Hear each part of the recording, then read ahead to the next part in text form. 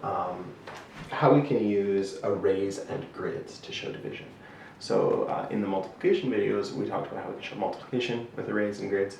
And since division and multiplication are related together, essentially like connected very deeply, they're going to use the exact same kinds of representations. And so we're going to look at these, but now through the lens of division. So we'll consider, for example, 28 divided by 4. So we already talked about how this could be done as repeated subtraction, right? We could take 28 and we could take away 4, take away 4, take away 4, take away 4. We could keep doing that and we could count how many groups. Because once again, division is about taking a big number, knowing how big the groups are, and wanting to know how many groups that would take, right? So we're really thinking back to the multiplication fact. 28 is equal to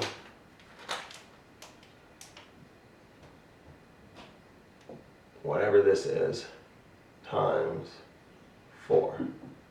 So whatever this is, well, this, if you know your multiplication tables, is 7. We know that those two things multiply to give us 28. So we know that 7 is going to be our quotient in this case. So this should give us 7.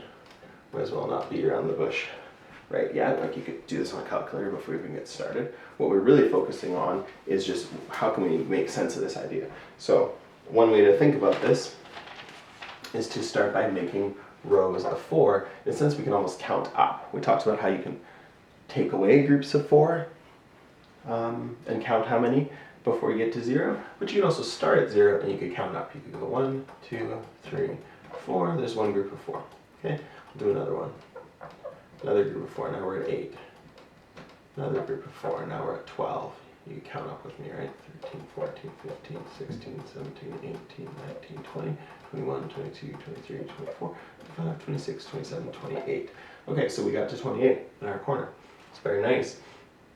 Fits all very perfectly. So these were columns of 4, and we added up 1, 2, 3, 4, 5, 6, 7. So it looks like we ended up with 7 total. And hey, doesn't that just match our division fact here, right? That we were able to take 7 groups of 4, which matches the fact that 4 groups of 7 would give us 28 in the first place if we were multiplying.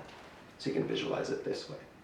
Okay, this is one visualization. It's like called a factor tree visualization.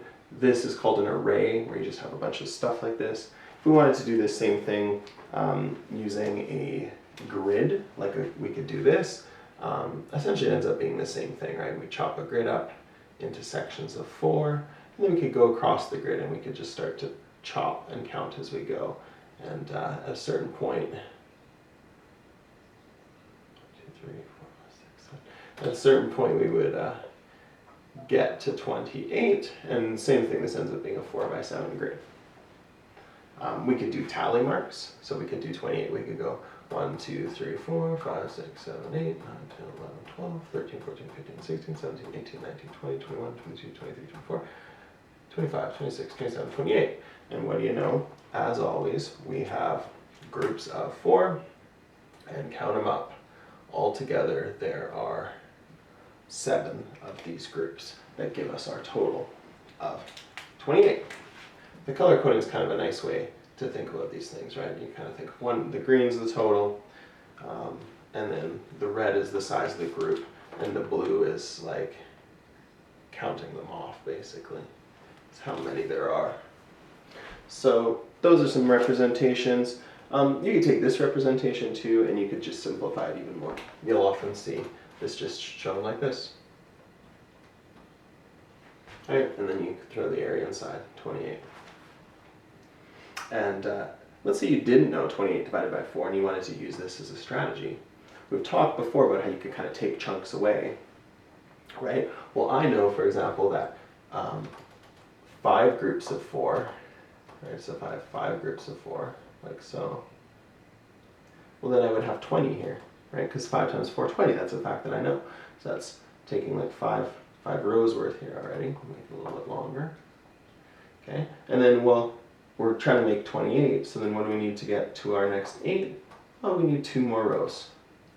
And so you can even break up a division question this kind of way, right? You can break it into groups that you already know. So 28 divided by 4, well, I don't know what that is, but I do know what 20 divided by 4 is. I know it's 5, and then that just leaves me with 8 left over, and so that's just going to end up being 2 groups of 4.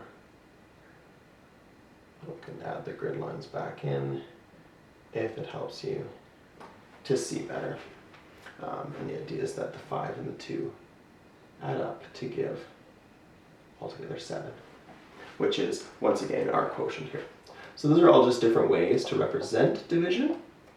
You should take some time to do some practice with this. The more time you spend doing these representations, the better you're just going to get at doing math. I even get better every time I do more of these visualizations myself, and so you will, guaranteed, if you take a little bit of time with this, do it at practice, and we will see you in the next video.